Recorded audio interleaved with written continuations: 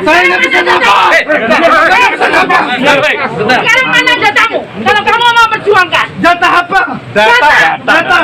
Sekarang Makanya kami akan berdialog. Kami sudah kamu kan butuh dimasukkan ke datanya. Kami mempertanyakan ini tempat supplier di sini. Kita mempertanyakan kenapa ibu ini supplier di sini. Ini tempat salah satu oknum supplier ada apa di sini? Itu yang perlu kami tanyakan. Kami dari pemuda dan mahasiswa tempat menyuarakan. Keras-keras yang tenang, yang tenang. Sampaikan sama teman saya. Yang santai, yang santai. Kamu jangan fitnah aku ya. Bukan fitnah, tidak fitnah. Tenang, jangan nih. Kamu kalau bayang ngomong, saya juga berat ngomong. Ini Lombok Timur, Bu. Kami niat Saya tahu. Kalau enggak saya niat baik saya, ngapain saya ke sini? Iya, Itu yang pertama. kami apresiasi itu. Yang kedua, saya tidak tahu ini supplier atau tidak. Saya menteri tidak ngurus ini.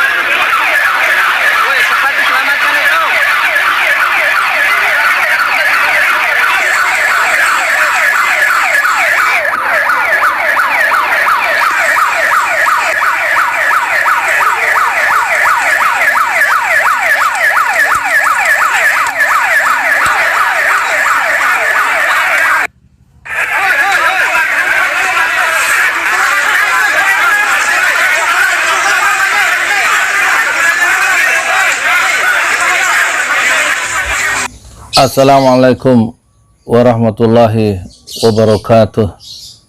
Saya Yudi Pramoko, tukang donat dari Parung Suwer, tertua di semesta. Saya ingin membahas masyarakat kita yang sakit ditandai dengan sikap yang suka marah-marah dari para tokoh-tokoh kita, pejabat publik kita. Yang terakhir tentu seorang polisi di Tangerang tanggal 30 Oktober kemarin, tanggal berapa itu ya, berdemonstrasi kemarin itu membanting seorang mahasiswa sampai kejang-kejang dan akhirnya minta maaf. Tapi mahasiswa itu memaafkan tapi ingin melanjutkan kasus penganiayaan itu karena hukum, meskipun polisi itu meminta maaf dan menyalami sang mahasiswa yang sempat dianiaya dalam sebuah demonstrasi, dan juga dia menyalami polisi itu ayah sang mahasiswa. Dan kita sangat menyayangkan tindakan sadis yang dilakukan oleh polisi itu. Kenapa harus melampiaskan suatu amarah yang begitu rupa, dan dia merasa gagah dengan uniform dan jabatannya, seragam dan jabatannya, sehingga menghinakan orang-orang yang menyampaikan pendapat dan tidak berbuat kerusakan. Justru dia menganiaya sang mahasiswa dalam penguasaan dirinya sepenuhnya. Ada lagi dulu tanggal 7 Desember juga terjadi penganiayaan yang sadis pada 6 anak muda yang miskin secara ekonomi dan menjadi pengawal Laskar Front Pembela Islam, pengawal Habib Rizik Syihab, diburu sepanjang jalan tol, kemudian berhasil dipepet oleh orang yang kemudian ternyata melakukan konferensi pers sebagai polisi dari Polda Metro Jaya dan kemudian dari fakta-fakta, foto-foto dan kesaksian mereka disiksa 6 orang itu dan ditembak dari jarak dekat. 6 orang mendapat hadiah sadis berupa 19 peluru. Tidak mungkin penyiksaan itu dilakukan dan tidak mungkin pembunuhan itu dilakukan oleh orang-orang yang berseragam resmi jika tidak didorong oleh rasa amarah. Ada lagi seorang menteri yang kerap marah-marah dan kita lihat videonya, selalu dia menunjuk-nunjuk, meluapkan emosinya, seorang menteri perempuan ini. Dan sebelumnya dia juga menghinakan seorang tenaga PKH dengan mengatakan, "Saya tembak kamu." Itu dia tidak punya senjata, tapi ucapan yang keluar adalah, "Tak tembak kamu, saya tembak kamu."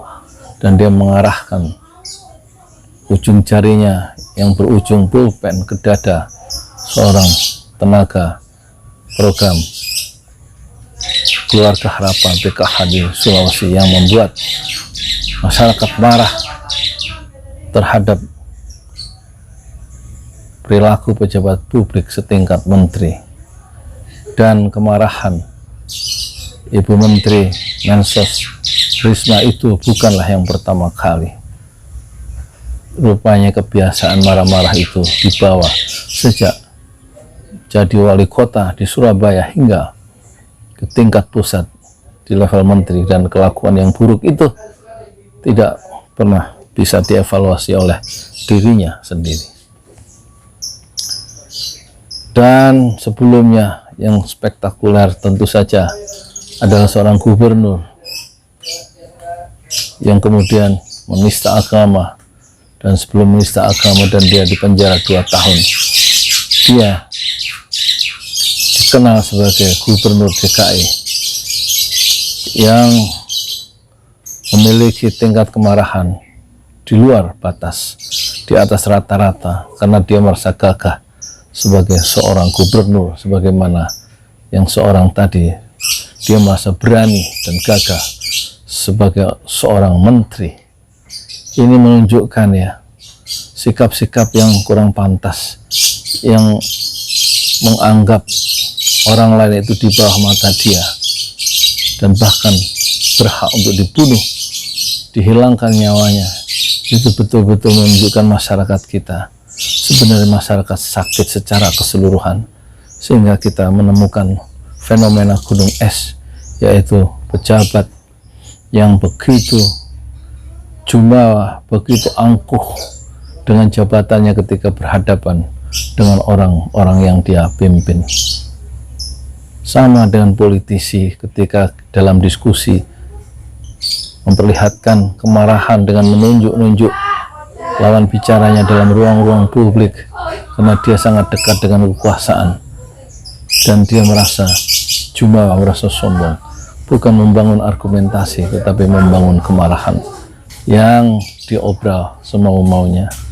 Kita menyayangkan semua sikap-sikap itu dan menunjukkan kita, siapa kita, yaitu kita sebagai masyarakat yang sedang sakit dalam proses-proses anomali, proses-proses pergeseran nilai yang betul-betul tidak lagi menghargai nilai-nilai kesopanan, menilai nilai kesantunan, dan tidak menghargai lagi nilai-nilai keislaman. Justru nilai-nilai keislaman, simbol-simbol Islam, baik bahasa Arab, orang yang hafal Quran, santri yang dianggap calon teroris, dan kemudian penghinaan terhadap Nabi Muhammad, penghinaan terhadap Quran, itu betul-betul marak di era pemerintahan sekarang, di era 7 tahun terakhir, di saat ekonomi memburuk dan masyarakat terbelah secara politik. Dan kita betul-betul harus sabar menghadapi situasi bangsa kita yang betul-betul tidak menyenangkan, tidak memberikan rasa aman terhadap rakyat kecil yang betul-betul tidak memiliki kekuasaan dan tidak memiliki akses ke jaringan politik atau ke jaringan ekonomi dan tidak memiliki aset-aset yang produktif. Rakyat betul-betul harus berjuang melakukan survival, bertahan hidup dengan caranya masing-masing. Di satu sisi rakyat begitu susah, harus berjuang mencari nafkah sesuap demi sesuap di jalan raya dan juga di dalam deru campur debu, baik sebagai pedagang maupun sebagai ojek online atau sebagai apa saja yang betul-betul tidak diuntungkan dalam strata sosial kita. Sementara di sisi lain kita menyaksikan tontonan yang sangat betul-betul menyesakkan dada, bagaimana sejumlah pejabat memperlihatkan kesombongan dan keangkuhan intelektualnya, keangkuhan dirinya sebagai pejabat di ruang-ruang publik di tengah masyarakatnya yang menderita. Padahal salah satu ciri orang bertakwa adalah, salah satunya adalah wal'afina 'anin nas, ya, menahan atau memaafkan orang kalau memang orang itu bersalah, bukan membunuhnya dan juga bukan memarahinya. Tetapi ciri orang bertakwa adalah wal kadhimina al-ghaidh, menahan marah. Bisa marah tapi bukan diumbar, tapi wal kadhimina al-ghaidh, menahan amarah. Dan dalam menahan amarah, mengendalikan dirinya sendiri dari kemampuan yang sebenarnya dia bisa marah, itu sekaligus dia wal 'afina 'anin nas, memberikan maaf terhadap orang-orang di sekitarnya yang dia anggap melakukan kesalahan. Nilai-nilai Islam yang betul-betul tidak dikenal dan justru dihancurkan oleh orang Islam sendiri. Inilah problem kita, yaitu problem kita tidak mengenal ajaran Islam sendiri. Pada suatu hari Rasulullah ditanya, "Ya Rasulullah, berilah aku nasihat." Kata seorang sahabat kepada Rasulullah, Rasulullah menjawab, "La taktub, jangan marah. La taktub, jangan marah. La taktub, jangan marah." 3 kali Rasulullah menasihati sahabatnya, jangan membiasakan marah di hadapan orang lain. Itulah ajaran Islam yang begitu mulia, yang sempat keluar hadis itu dari celah orang yang paling mulia di semesta, yaitu Rasulullah Sallallahu Alaihi Wasallam. Saya Yudi Pramuka, tukang donat dari paling tertua di semesta. Fasbir sabran jamila, bersabarlah dengan kesabaran yang indah. Assalamualaikum warahmatullahi wabarakatuh.